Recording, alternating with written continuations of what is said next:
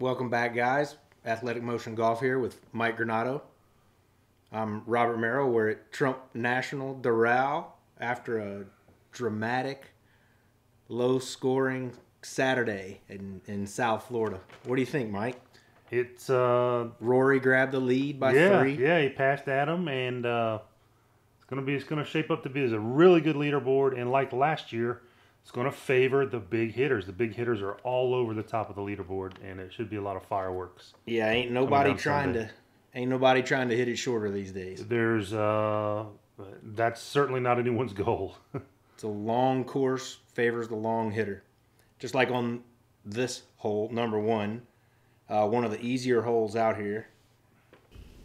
It's playing about, I don't know, you can max it out at what, 600 yards or so? Yeah, I think 600 yards, and just pretty much straight away. Just trying to blast it off the first tee box. Start off with a birdie, right? Yeah, absolutely. Don't lose a shot to the field out the gates. A lot worse ways to start the round than a birdie, and if they give you a par 5 on the opening hole, which I was never in favor of because it kind of puts a little nice pressure drive, right, to start a birdie. You kind of like to work into the round, but not at the round. You know, something typical about courses that start out with a par 5, you'll see the score get lower every round as they get more comfortable. Right, absolutely. All right, Robert, so you got a 215-yard shot here for your second to set up hopefully a birdie, possibly an eagle. What are you going on here? What's going on in your mind? It's more about distance on this shot than direction. You're just trying to get it somewhere up there around pin high. Give yourself a chance to get it up and down, get that birdie.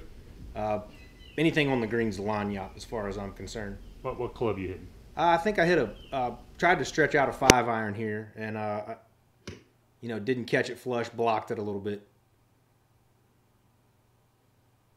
But with par 5s, especially when you're going for them, you're not always going to hit the shot you're trying to hit. So it's a matter of leaving yourself. Like you left yourself with plenty of green. It was the side to miss it on. That's right. And it's a pretty little pitch shot here. Yeah, just a little 20, 30-yard pitch. Greeny. It gets a little harder when it's actually out of the rough. Right. And that Bermuda grass is pretty gnarly. Yeah, but you got a little 4 or 5 footer.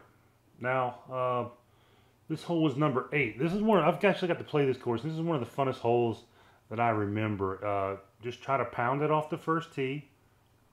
Doral's not a course you want to play from the rough, so you pound it with the eye on the fairway. And, certainly not my longest ball, but it gives me a crack at the green here.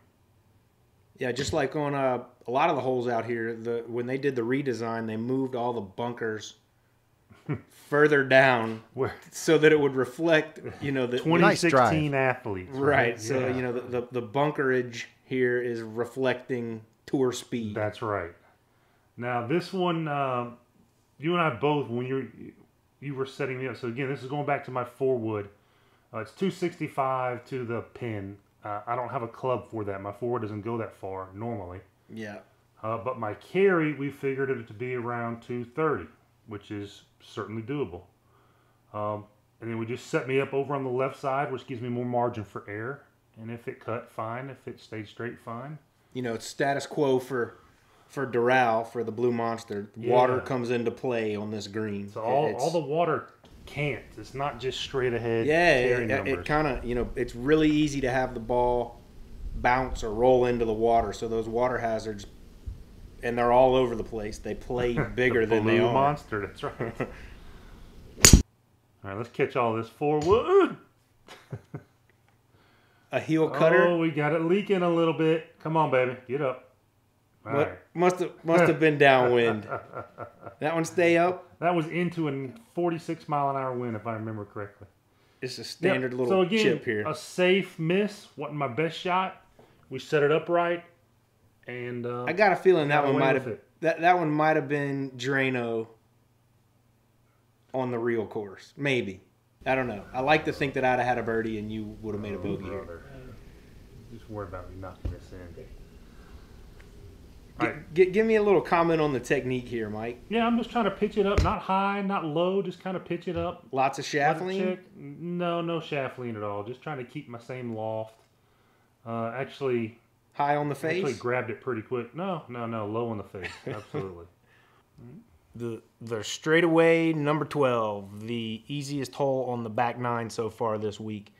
You know, when you got a straightaway hole with not much elevation change or none at all, sea level, 604 yards, you know, the challenge becomes a challenge of perception.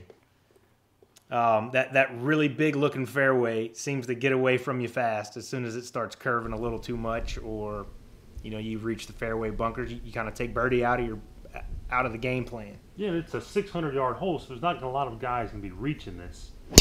And so it's not paramount that you hit 2 career shots. It's just that you get yourself in position. And this ball is not in position, what you had in mind, but they give you an extra stroke on this hole. Exactly. So it's smart as you play aggressive. So what are you going to do here? We're stymied behind a tree. Got a little recovery shot here. You're gonna choke up, you know, almost to the middle. I've got a 5-iron, I think, and you know, it's a little more of an arm swing, less lower body. The main thing you're trying to do here is just get a solid strike and try not to overdo anything and compound the mistake. Yeah. Not the end of the world. Like I said, we still have a third shot. Many players try to do too much with this shot. Squeeze it way down there, bring the bunkers into play, bring all that. It's a safe shot. It's getting us back in position to attack the hole again. Right. You know, and I managed to lay it up to a comfortable yardage for my stock 7-iron. You know, not ideal, but again, the worst thing you can do on the back nine, especially on a Sunday, is make a bogey on a hole that everybody else is birdieing. Exactly. That's right. So at this point, you know, with 6 holes left to go after this, get a 20-footer, 15-footer for a birdie if you can. Just don't make a bogey. That's what these guys are going to be thinking if they're facing a similar situation. Yeah, and then, you know, you're gonna have it. You know, it wasn't ideal that you have a 7-iron in a par 5, but you recovered from a bad tee shot, and you're giving yourself still have a birdie putt, and that's what it's all about. Right. Thanks for tuning in, guys. We're gonna have some more information about strategy coming soon and the how-to. Lots more on the way. Take care, guys. Thanks for watching.